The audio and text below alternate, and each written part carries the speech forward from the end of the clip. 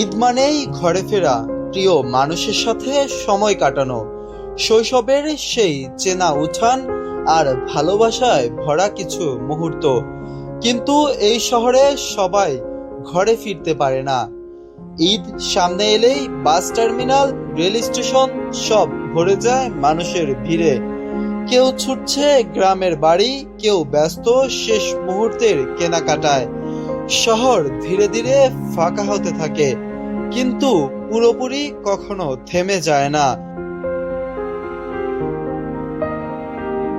কারণ এই শহরে কিছু মানুষ থেকে যায়, তারা না থাকলে এই শহরের চাকা থেমে যাবে।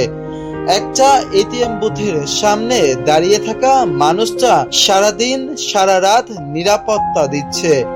ঈদের দিনেও তার ডিউটি থাকে, নতুন জামা, পরিবারের সাথে সময়, সবকিছুই পড়ে থাকে দায়িত্বের পেছনে। গেলে তো ভালো হইতো, এখন তো যাইতে পারছি না। তো এই সমস্যা কি, অনেক তো মনে করেন রূপ তো সবাই গেছে, এখন তো যাইতে পারে না, একটা থাকতে হয়, এই কারণে বাড়ি যেতে পারছি না। একটা কাটাইছি মোটামুটি ভালোই, ফ্যামিলি কাটাইলে তো ভালো হয়, কারণ ফ্যামিলি তো নাই, তো কিছু করতেই যারা আছে এইটাই করতে। সারা গেছে, আমরা কোনো ছুটি নেই, এরা আইলে আমাকে যাইতেই, নিজের কাছে খারাপ লাগে না। আমি তো যাওয়ার কথা ছিল, যাইতে ঈদে তো সবাই যাইতে চায়, আমাকে তো যাওয়ার কথা কোনো সুযোগ নেই। তার ঈদ কাটে শুধুমাত্র এটিএম বুথের সামনে দাঁড়িয়ে থেকে। একটা রিক্সা চালক যে প্রতিদিন মানুষকে পৌঁছে যায় তাদের গন্তব্যে। ঈদের দিনও সে রাস্তায় থাকে, কারণ সে জানে একদিন কাজ বন্ধ মানে তার পরিবারের জন্য কতটা কষ্ট বয়ে আনে। আমি ঢাকায় থাকবো, দেশে যাবো না, এবার টাকা পয়সা নাই, এই কারণে এবার যাওয়া হবে।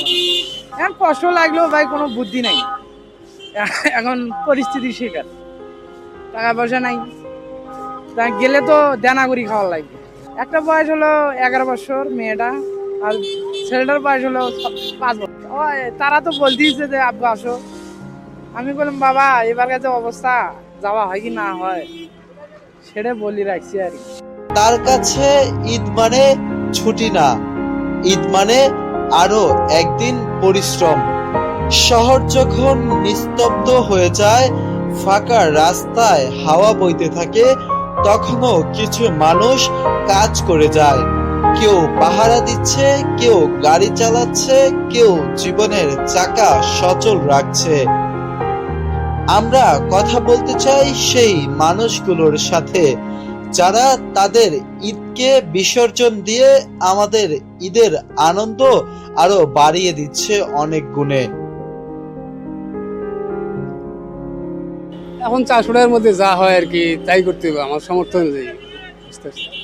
এরকম 400-500। এখন রমজান মাসে একটু ইনকাম কম, আগের মতো, আগে স্কুল কলেজ খোলা ছিল, এখন তো বন্ধ।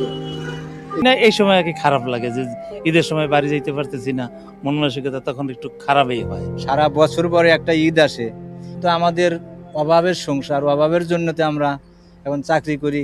আমরা আমাদের পরিবার পরিজন ছেড়ে আমরা এখানে ঢাকায় ঈদ করব এবং এখানে নিয়োজিত আছি, এবং কোনো চোর ডাকাত বা কোনো দুষ্কৃত লোকের কোনো এখানে স্থান পাবে না।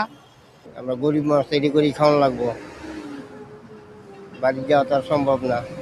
আর বাড়ি গিয়ে তো আমার চাকরিও থাকবো না, ছোটোখাটো চাকরি।